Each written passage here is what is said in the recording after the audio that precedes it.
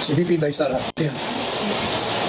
Ngayon, puntahan naman natin sapagkat kitang-kita nyo, initially calm and collected si VP Inday Sara. Dahil nagkaroon siya ng parang press conference, may mga reporters na pumasok doon sa kanilang Zoom. Pero dahil nga matagal nang nagtitimpi yung Ali, inilabas niya na yung kanyang galit. At marami siyang mga expose, mga sikreto ng kanyang tinatanaw na sumisira sa kanyang karangalan. At kagaya ng ama, hindi na mo mapigilan ang sarili niya na siya ay magmura. At diretsong pinunto niya, minula niya yung mga taong sa kanyang paniniwala, batay sa pangyayari, nasa likod ng paninira ng pagtatapon ng putik sa kanya, pag-aakusa sa kanya na siya ay magnanakaw, na siya ay nang-abuso sa kapangyarihan. At marami pa siyang sinabi niya. Ngayon, in the course of her reaction, meron nung siyang binanggit. We have 10,000 views. Yes, sir. Ano sabi niya? Kasi meron siyang reporter. Ano bang remedyo? Inaapi kayo, pinagtutulungan kayo bilang vice presidente, second highest person of the land. Ginaganyan kayo. Eh tama ho siya kasi sabi niya, first, ang sabi ni Laika, iyak siya ng iyak. Sabi niya, nasaan ang batas? Wala nang batas dito sa Pilipinas. Eh ako yung ordinaryo lamang empleyado, ginaganito niyo ako. Paano na yung mga iba? Eh siya nga, meron siyang kaibigang vice presidente. Meron siyang uncle na dating judge. O dating mayor. At meron siyang ama na judge. Eh, nilapastangan ng ganun-ganun lang. O hindi lalo na. Di ba ordinaryong tao? Nasaan ang batas? Walang batas dito sa Pilipinas. O hindi sinundan naman ng VP. Sabi niya, kung vice presidente ng bansa, ginaganito niyo ako. Binabastos niyo ako. Tapos sasabihin niyo akong spoiled brat. Eh kayo yun. Binabastos niyo ako, binabastos niyo kami. Kung ano yung pagbabastos niyo sa amin, ibinabalik lang namin sa inyo. Hindi ba, natatandaan niyo yung article ko? Nung sinabi ni Inday Sara, na pag hindi niyo ko tinigilan, huhukayin ko yung mga labi ng nasirang Presidente Marcos Sr. Dadalhin ko sa West Philippine Sea. Kakalat ko doon. Eh kayo naman, literal ang tingin nyo. Kaya sabi nyo, disrespeto. Hindi. And lang sabi ko, that is her way of telling you, if you will not stop destroying my reputation, if you will not stop your groundless attack and assault against my character, I will engage you tit for tat. Yun ang ibig niyang sabihin, hindi ako susuko sa inyo. Lalabanan ko kayo. Yan ho ang ginagawa niya. Kaya, sabi naman reporter, anong remedyo? Ano pwede niyong gawin? Baka kung paano kayo? O ito, sagot niya. Ito, controversial ang sagot niya dito. Kasi, sigurado ako, dahil nagsalita na Malacanang dito, na ididimanda siya. Ididimanda siya ng grave threat. Seryosong pagbabanta. Because under Article 282 of the Revised Penal Code, any person who threatens another with harm or injury to his person and property is liable for great threat. So yan, sigurado yan ang ididimanda sa akin. At dahil malakas ang, siyempre, yung piskal, most likely, ipapile na yun. At kung yung judge naman, takot din. Dahil hindi naman lahat ng judge matatapang eh. Bihirang-bihira yung matapang eh. Palaging takot sa kung sino nasa kapangyarihan. Iko-convict. At siyempre, pag na-convict, ikukulong. So yan, yan ang huwag yung gagawin. Maniwala kayo. Because if you do that, you impeach her or jail her, that will be the beginning of the end of your hold in power. Tandaan niyo yung sinabi niya. Ngayon, tanong, siyempre mga abogado ko, diretso na. Kasi sabi ng batas, kung sino man ang magbabanta sa isang tao na bibigyan niya ng isang hakbang o gawain na makakasakit sa kanyang katawan o sa kanyang ari-arian ay nagkakasala sa isang maselang pagbabanta o grave threat. At first blush, yung mga abogado, kahit yung magagaling abogado, grave threat talaga yan. pero teka muna. Ano bang sabi niya? Ang sagot niya doon sa anong gagawin niya dahil nilalapastangan siya. O ito ang maliwanag kasi ako, narinig ko mismo yan. Sabi ni Inday Sara, huwag ko kayo mag-alala. Sapagkat may kinausap na akong tao na pag may nangyari sa akin, pag ako'y napatay dito, napatay, may nangyari sa akin. Ang sabi ko sa kanya, patayin nyo si Lilian. Patayin nyo si Lisa. Patayin nyo si Martin. And I'm not joking. Inulit niya. O kaya, siyempre lahat. Oo, grabe, Greg. Alam nyo, mag-isip-isip muna kayo. Kahit yung mga magagaling na abogado. Tandaan nyo, yung statement niya, you should look at it in context. Ano sabi niya?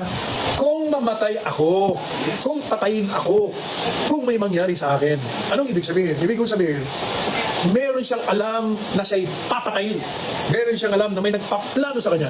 Dahil nga sa kalakaran na maraming ginagawang paninira sa kanya, kulang na lang talagang barilin siya, patayin siya. Yun ang background. Yun ang basis ng salita niya. Sa madaling sabi, nung sinabi niya, pag ako'y pinatay. So, ang tanong ko sa inyo, magkakaroon lang ng pagbabanta kung patay na siya. Yun ang bantang mangyayari na. Sa ngayon hindi pa ho eh. In other words, yung sinasabi ng Malacanang that is an active threat. It's not an active threat. It is the opposite. It is inactive threat. Kung baga, yung tubig, hindi pa yelo. Pag nilagay mo sa freezer, sakala magiging yelo, magiging buo. Plano pa lang yun. At hindi krimen ng isang plano. There must be an overt act. Kaya, relax kayo. Kayo mga piskal, pag pinail sa inyo, gamitin nyo yung mga pinag-aralan nyo. Lalo-lalo na kung estudyante ko kayo. Sa College of Law, huwag kayong matakot. Rule against it. Kung mga judges ni kayo at naging estudyante ko kayo, dismiss the case. Sapagkat walang crime na kinamit. Pinakita niya lang na kayong mga ipapapatay ko, kung ako napatay, kayo ang nagpapatay sa akin. Yun ang ibig sabihin. We have 12K. I have 12,000 pesos in my pocket, but I lost it. I lost it because I bought something. Anyway, ganyan. So, ganyan. So, anong masasabi ngayon natin sa nangyari? Sabi ko nga sa aking kaibigan. What is happening in this country is against Inday Sara is an assault, a naked, brazen violation of the Constitution. Unconstitutional lahat ang ginagawa nila kay Laika, kay Inday Sara, at kay Presidente Duterte. Hindi ko pa ako nakakausap si Presidente Duterte kasi tumawag sa akin ng social media. Tulog na ako. Nung tinawagan ko siya naman ang tulog. So hindi ko pa alam kung ano naging reaction niya. Ano ba reaction ng isang ama? Siyempre, iba. Ganon din ang ginawa nila. Yung illegality, masyadong obvious. It's too evident to ignore. We cannot be ignoring this. Now, there are so many of you calling for people power. Gusto nyo, alam niyo yung people power, madaling sabihin niya. At ang people power hindi yung nangyayari sa isang kisat mata. Ang people power noong 1965 revolution, it took us many years. I remember, kailan ba yung people power? Tama ba ako? 65, 85. Sinimulan nun namin yung 1965 pa. 85, 86 ang revolution, di ba? 1986 ends the revolution. 65 pa ho. Nung kami mga estudyante, aktivista, nagsimula na ho kami. Kasi sa aming pananaw, sa aking personal na pananaw, ang dating Pangulong Ferdinand Marcos Sr. was violating, through the military and the police, the rights, the human rights of the Philippines. Kaya nag-aktivista kami, di ba? Nandiyan yung Kabataan Makabayan, nandiyan yung Samahang Demokratikong Taba, SDK, nandiyan yung itinayo kong Samahang Radikal. 1965, ako nagsimula niyan. Ganon din ang grupo nila, Nilutayan. Kung meron yung 65, took us 21 years bago nabuo yung people power. Kaya hindi yung ganun kabilis, kadali. Kaya sinasabi, kaya tama yung sinasabi ni Inday. Sabi niya, I appreciate you calling for going to the street, EDSA, pero ang labanan, hindi sa kalsada. Ang labanan, alam niyo na kung saan. Hindi dyan. Pero, anong dapat natin gawin? Dapat ko natin gawin. Kahit na hindi people power, lumabas kayo. Iparamdam nyo sa mga kinaukulan na hindi pwede ang patuloy na paglabag nila sa katarapatan ng tao, ang kanilang pagsira sa mga karangalan ng mga inosenteng tao, ang pagpapakulong nila sa mga resource persons na wala namang kasalanan maliban sa ayaw sumagot. Dahil may dahilan naman. Kasi sa ating saligang batas, pwede ka namang hindi sumagot pag ini-incriminate mo na sarili mo. Hindi po ba? Lumabas kayo, hindi para mag-revolusyon o maging magsikan. Hindi ho yan. Kung hindi, ipakita nyo, sapagkat ang pamahalaan, kung sila ay maselang mag-aaral ng kasaysayan, they will learn from the lessons of the past, the lessons of history. If you're a serious student of history, you will know that people will rise in revolt the moment they see that their welfare has been forgotten. Tandaan nyo, the very foundation of a government, ang pinakabatayan ng isang gobyerno. Unang-una, ano ba ang gobyerno? Ang gobyerno ay nilikha ng mga tao, taong bayan, upang siya ang maging siyang mamahala sa batas, sa mga pangangailangan ng nasa gobyerno na sinasakupan, upang tugunan ang lahat ng problema. Kaya binigyan ng kapangyarihan ang mga inihalal at yung mga ninombrahan naman ng mga hinahalan. Yan. Kaya kung tayo ang lumikha ng gobyerno, lahat ng kapangyarihan ng isang gobyerno ay nanggagaling sa taong bayan. Sa Ingles, sovereignty resides in the people and all authority emanates from them.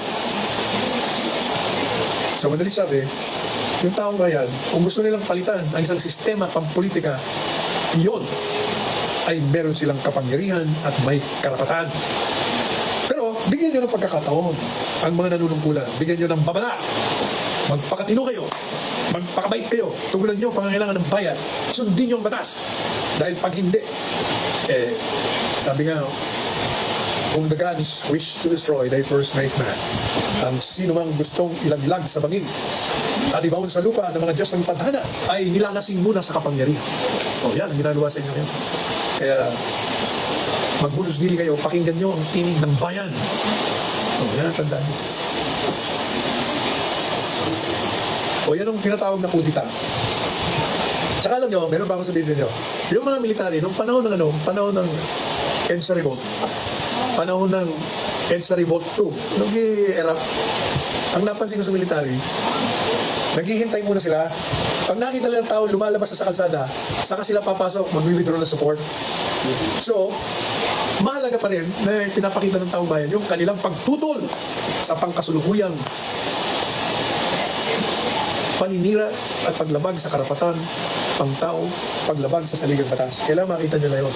Kasi sa ngayon, sabi nga ng mga nakausap kong koronel, bakit di kayo umimik? Kaya busog ko kami. Bakit kayo busog? Kasi si PRD, dinoble na ng sahod namin, wala na kami reason. Nung lumaban ako kami ng EDSA Revolution, inaapi kami mga pulis, kami mga sundalo, may problema. Kaya kami nag-revolution, sumama kami sa taong bayan ngayon. Medyo okay na kami. Hindi. Kailangan isipin nyo rin yung inyong mga anak.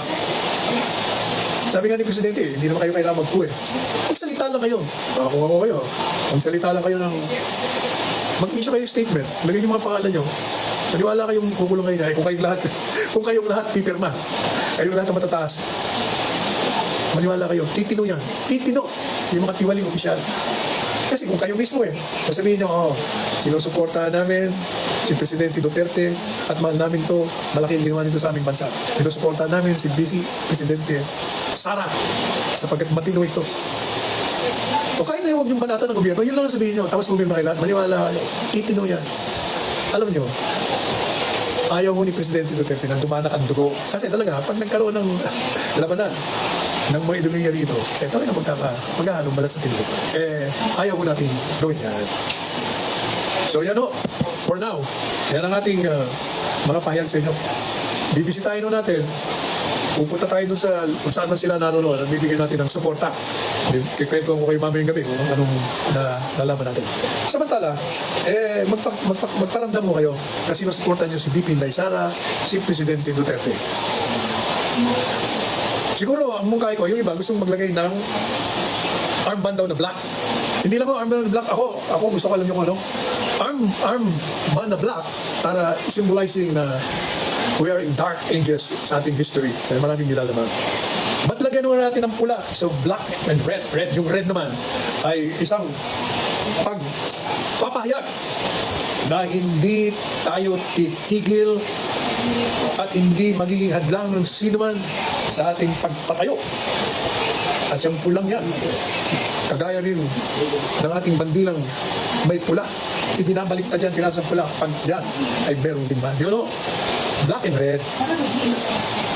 Ngayon, kung gusto nyo pang mas lalong klaro, para, kasi yung pula, Duterte yun. Duterte is Duterte style yun.